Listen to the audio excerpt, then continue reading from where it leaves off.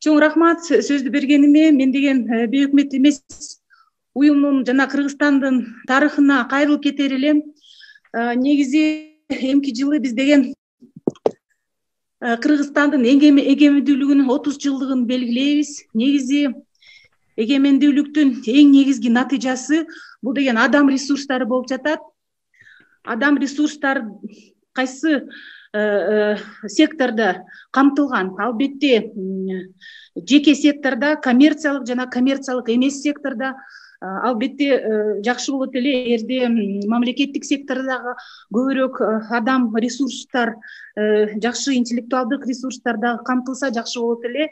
Мен айтып кетер элем, тарыхында мына бизде бир нече бейөкмөттүк уюмдар бар. 91-жылы негизделген. Ошол 91-жылы негизделген бейөкмөт уюмун мен негиздегем. Бул деген Караколдогу лидер коомдук бирикме. Андан тышкары башка уюмдарда айтылган Роза Исаковнанын фондусунда дагы тажрыйбаланып жүрөм. Мен 3 мисал келтирип кетер элем. Мисалы, 99-жылы биздин уюм эң алгачкы интернетти алып келген областына. Интернет деген эмне? Аны кандай колдонсо болот?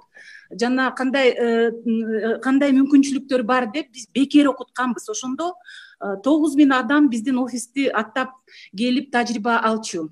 Андан тышкары мына ар бир өңөрдүн кулагыңарда Арис деген уюм. Арис деген уюм биздин уюмдан башталган. Себеп дегенде Арис алгач келгенде, алгач түзүлүп негизделгенде айтылган. Келгиле бизди келишим төзүп, 1 айдын ичинде 60 тренер даярдап бергенбиз. Ошондо Арис программасынын тушоосун кесип бергенбиз.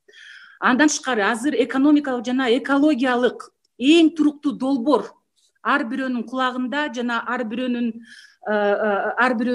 билет. Бул деген 1 айыл 1 продукт. Бул долбоор Жайка менен келишиминде дагы биздин лидер коомдук бирикмесинде башталган.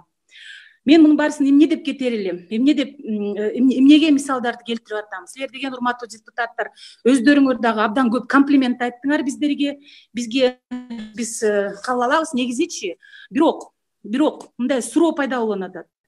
Эмне үчүн бул иш аракеттер кошумча отчетторго биз өзүбүздүн убактыбызды бөлүп, ал эми Ноокат Идрисовдун презентациясында мында 15 башка бейөкмөт уюмдардын түрлөрүн аталып кетти. Бирок ошо 15-ине тең бул мыйзам тиешеси болбой эле биринчи тизмедеги 4 типтүү бейөкмөт уюмдарга эле тиешелүү.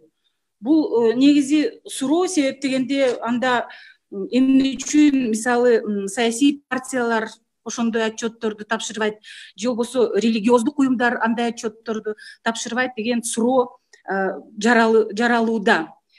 Келгиле көрөлү, биздин убактыбызды, биздин ресурстарды мамлекет туура колдонсун и дискриминациялоо мамиле болбосун дегенге чакырып кетер элем. Чоң рахмат.